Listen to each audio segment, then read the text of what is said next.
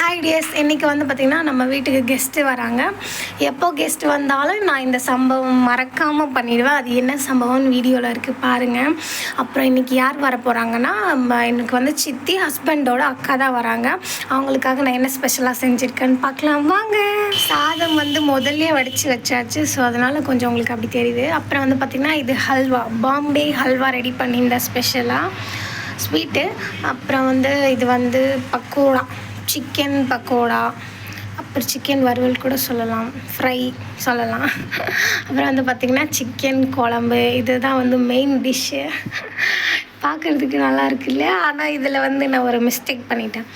என்னென்னா கொஞ்சமாக சால்ட் கொஞ்சமாக டச் ஆகிடுச்சு, அதிகமாக போச்சு. அதை சரி பண்ணுறதுக்காக தான் அந்த குழம்புல ஒரு உருளைக்கிழங்கு பீஸ் இருக்கும், நீங்கள் நல்லா கவனிச்சிங்கனாலே தெரியும். ஸோ இவங்க தான் வந்து பார்த்திங்கன்னா சித்தியோட பொண்ணு பாப்பா. பீச் கூட்டு போகலான்னு பார்த்தா அவங்க வேலை இருக்குதுன்னு சொல்லிட்டாங்க.